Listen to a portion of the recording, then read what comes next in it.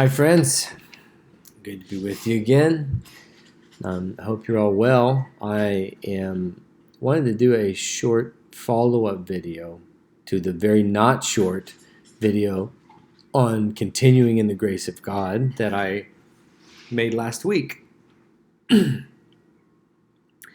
And today I want to talk about something else that I hope will not only affect our reading of the Bible, but really affect the way that we live before God, because that's really the objective here. And so this is another, just like the word charis or grace was a very known and crucial relationship to ancient Greco-Roman culture.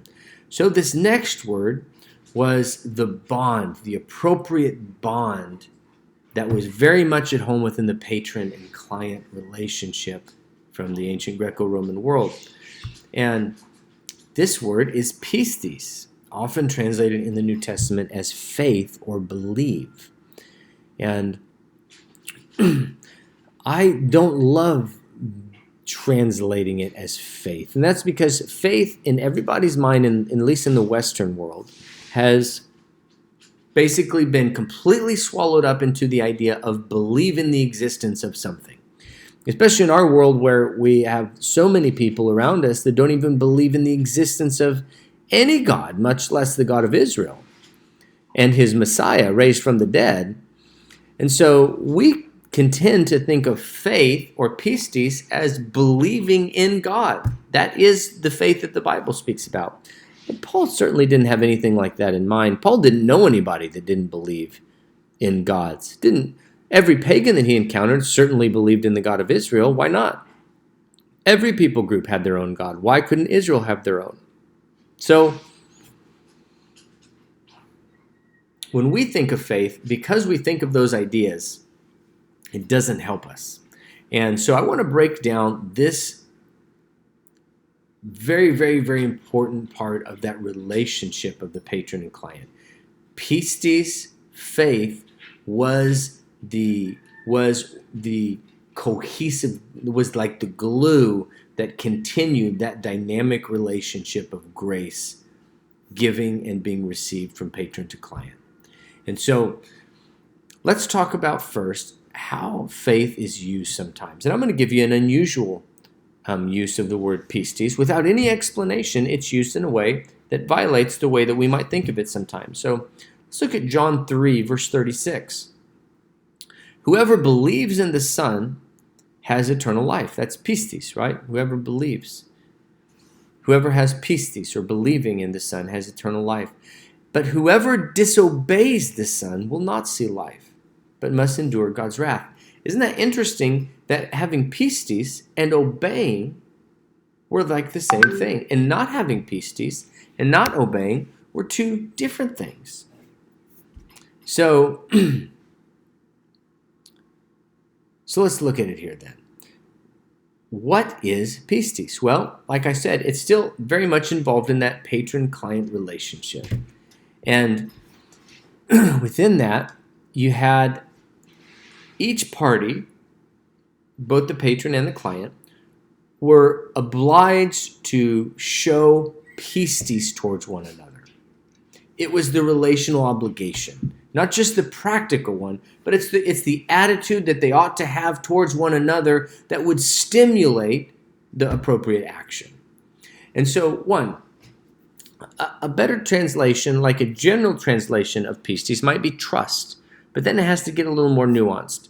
So, for example, the one expected, like in our context, we might say God, or in their context, the patron, the one expected to act on behalf of the other should show themselves trustworthy.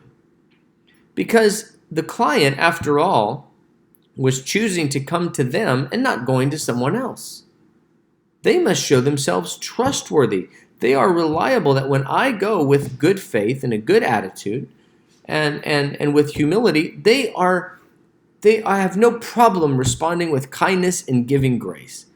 And they must show themselves trustworthy in this regard. And that trustworthy attitude is sometimes called pistis. And the flip side is also true. The one awaiting the fulfillment of an obligation must show himself also to have pistis. And a better translation of that would be faithful. They must show themselves to be faithful. And so when we look at this relationship, we have not only the grace of God working in this dynamic way, but we also have pistis, faith or belief or trust or being counted trustworthy as an essential element. Now I want to give one little passage that would break this down. It's in Hebrews 10, where the author is quoting from Habakkuk 2. So he's gone through, beginning in earlier in chapter 10. He's talked about how they had they had endured a lot of sufferings and struggles, and they were publicly abused and persecuted, but they endured it. And he's calling them to continue in this attitude of enduring the difficulty for the sake of the Messiah and for the sake of the gospel. And he says, "For you have need of endurance, so that when you've done the will of God, you might receive what was promised." You have need of endurance, so that when you've done the will of God, you might receive what was promised. Then he quotes Habakkuk 2. "For yet in a very little while, the one who's coming will come, and he won't delay. But my righteous one will live by faith. My soul takes no pleasure in anyone who shrinks back. But we are not among those who shrink back and so are lost, but of those who have faith to the preserving of the soul." So what is going on here, and what does it mean, the righteous one will live by faith? So he's quoting, and I think he's actually doing it very well in context. He's quoting Habakkuk 2. And Habakkuk 2 tells this story. And Habakkuk 1 is a prophecy that Habakkuk the prophet sees. And God in chapter 2 is assuring the prophet that what he has said is absolutely certain. It is going to happen. Write it down, Habakkuk. Put it on, write down the vision, put it in stone, so that the one who reads it can run. And because it was a prophecy of judgment, so that the one who reads it can run away from Jerusalem when he sees the armies coming. And the word vision is the word for a prophetic oracle, not for a vision statement for your church so that everybody can get on board and contribute. That's not what he's talking about. But he says here, the one who's coming will come and he won't delay. And then he says, but my righteous one will live by faith. And the word faith in Habakkuk, in the Hebrew text, there is the word emunah, or rather, that's the root word. It's actually the noun form of emunah. And what it means is, it doesn't mean faith like we think of, like in a state of believing. It means, it either means two things. It either means they will live by being faithful, or based on the tense, it could mean that they would live as though it were faithful. And the question is, what is it? And I think that what he's talking about is the oracle that God has given. So the righteous one will live counting the oracles that God has given as faithful. And so a righteous person is defined in this passage as someone who looks at the oracles of God and says, he's serious. He does what he says. I'm going to order my life accordingly. And he lives in righteousness and fear. I don't mean fear in a negative sense. I mean like in the fear of God. And I think that this gets imported here into Hebrews 10. Yet in a little while, the one who is coming will come, and he won't delay. He's talking about the reward for their endurance, for their putting up with all the suffering and persecution. And he said, but the righteous one will live by faith, or they will live by counting these things as trustworthy. And so by counting him trustworthy, they will live in a way that's faithful and righteous, waiting for him to come. And I think that this is probably one of the biggest takeaways of understanding this relational dynamic of the importance of counting him trustworthy. Because like 2 Peter 3 says, that there were scoffers in their day, like there certainly are in our day, that go, where is the promise of his coming? You guys keep saying that the Messiah is going to come, he's going to split the sky, that he's going to descend in a flaming fire, and he's going to, judge the wicked, he's going to whatever. And all the things continue just as they were. And Peter says, don't listen to them. Don't listen to the scoffers and their faithless attitudes. The problem is that they're not counting God as reliable.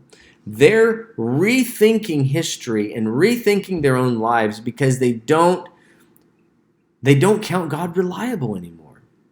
Because the only way you deny yourself and take up your cross in light of eternal life is if eternal life is just as good as God said it's going to be. If it's going to be an eternal sing-along in a cloud, then nobody's going to take up their cross and follow. But if it's all that the prophets envisioned, if what we're talking about is a restoration of the cosmos, if we're talking about is God on the earth with man again, like in Revelation 21, if what we're talking about is access to the tree of life and eternal life in bodies that don't decay anymore, and abundant provision so that there's no lack on the earth, and a heart that doesn't constantly want to rebel against God unless I spend enough time in a devotional time this morning, if that's what we're talking about, then that's worth waiting for. But if God isn't reliable and that's not what's coming, then maybe we should just redefine things. Maybe we should count God as unreliable to his word and go, well, he didn't hit the bullseye, but he's close. I mean, I definitely love righteousness more than I loved it 13 years ago. So maybe that's what he's talking about. That's what the prophets envisioned. And maybe by resurrection, he just meant the resurrection of Jesus. Or maybe he just means healing power, that sometimes people get healed right now. But that is not counting him trustworthy or living faithfully according to the oracles. And so I just want to put this back in context to that relationship of receiving grace from God. I want to be able to come to God and say, God, here I am. I've ordered my life to anticipate that you would be faithful to your word. I have sacrificed and given, like Peter said. What about us? We've given up everything for you. I want to be able to say this. Say, God, I've counted you as reliable. Would you give me endurance and strength to continue counting you as reliable, to continue denying myself, continue taking up my cross, giving everything now to make you seem glorious and honorable and your gospel being known on the earth? God, I want to keep doing that. Please give me grace. And the important ingredient there, of course, is that I would count him trustworthy. And in light of that I would order my life to live in a way that is faithful to him. I believe he's going to do what he said. And I think that you should believe that he's going to do what he said. You don't need to redefine it. You don't need to change it. You don't need to rethink your life as though it weren't going to happen. Plan Bs are the exact opposite of counting him as reliable. He's reliable. He's reliable. He's done everything that he said. Jesus even staked his own death and resurrection on the oracles of God. Repeatedly, he would explain all that the prophets said are certainly going to take place, and he would put his own death and resurrection in context to it. This is validation. Like Peter would say, we have the words of the prophets made more sure now. And indeed we do. And so I want to just leave this last encouragement that he is trustworthy. Count him as such. Count him as though every word he's spoken to the prophets and the patriarchs is going to happen. All the things delivered and handed down to us from the Messiah and the apostles, they will take place. Order your life accordingly. Live faithfully and come before him to receive grace. He's trustworthy. He'll not only do what he said at the end, but he will sustain the one that comes with humility.